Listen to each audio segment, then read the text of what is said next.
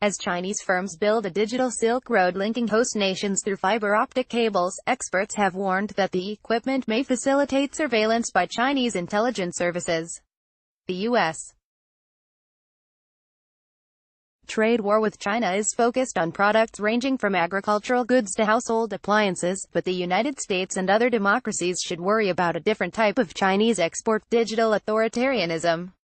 Officials in Beijing are providing governments around the world with technology and training that enable them to control their own citizens. As Chinese companies compete with their international counterparts in crucial fields such as artificial intelligence and 5G mobile service, the democratic norms that long governed the global internet are falling by the wayside. When it comes to internet freedom, many governments are eager to buy the restrictive model that China is selling. The Chinese Communist Party leadership is quite open about its intention to replace the liberal international order with its own authoritarian vision, a project that clearly extends to the digital sphere. Belt and Road Initiative, an ambitious bid to project Chinese influence around the world through bilateral loans and infrastructure projects, includes a major emphasis on information technology. 65 countries examined by Freedom on the Net, Freedom House's Global Assessment of Internet Freedom published Thursday, 38 were found to have installed large-scale telecommunications equipment from leading Chinese companies such as Huawei, CTE or the state-owned China Telecom. Huawei is building Latin America's largest public Wi-Fi network in Mexico, Bangladesh's 5G mobile network and Cambodia's 4.5G service, and it is advising the Kenyan government on its master plan for information and communication technologies. As these firms build a digital Silk Road linking host nations through fiber optic cables, experts have warned that the equipment may facilitate surveillance by Chinese intelligence services.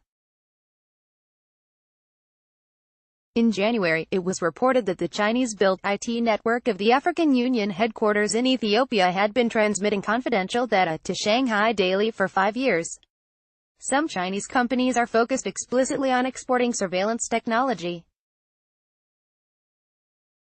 In 18 of the 65 countries assessed by Freedom House, including Zimbabwe, Singapore and several Eurasian countries, enterprises such as Yi2, CloudWalk and the partly state-owned Hikvision are combining advances in artificial intelligence and facial recognition to create smart cities and sophisticated surveillance systems. This allows authoritarian-leaning governments to identify and track citizens' everyday movements. Chinese authorities' relentless persecution of Muslims in the country's Xinjiang region provides a disturbing preview of these tools' potential. Residents are tracked through surveillance drones, ubiquitous street cameras and obligatory spyware apps on their phones. Suspicions of untrustworthiness may land individuals in one of Xinjiang's secretive re-education camps. Beijing is not only transferring its repressive technology to like-minded governments abroad, but is also inviting those governments' officials and media elites to China for training on how to control dissent and manipulate online opinion. Chinese officials have held training sessions on new media or information management with representatives from 36 out of the 65 countries that Freedom House surveyed. During a 2-week seminar last year, visiting officials toured the headquarters of a company involved in big data public opinion management systems. Democracies need to take immediate action to slow China's techno-dystopian expansionism. Governments should impose sanctions on companies that knowingly provide technology designed for repressive crackdowns in places such as Xinjiang.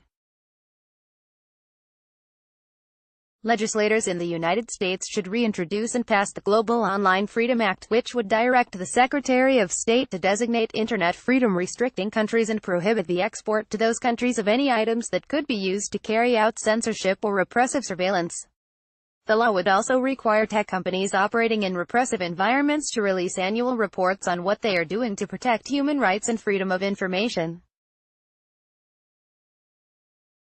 But the best way for democracies to stem the rise of digital authoritarianism is to prove that there is a better model for managing the internet. We will have to tackle social media manipulation and misuse of data in a manner that respects human rights, while also preserving an internet that is global, free and secure.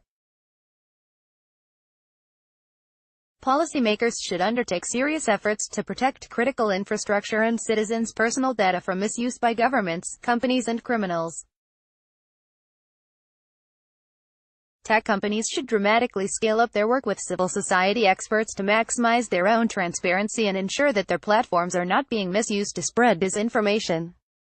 The 2016 elections in the United States showed more responsible management of social media and stronger privacy rights are needed to prevent malicious actors from exploiting open societies to undermine democracy.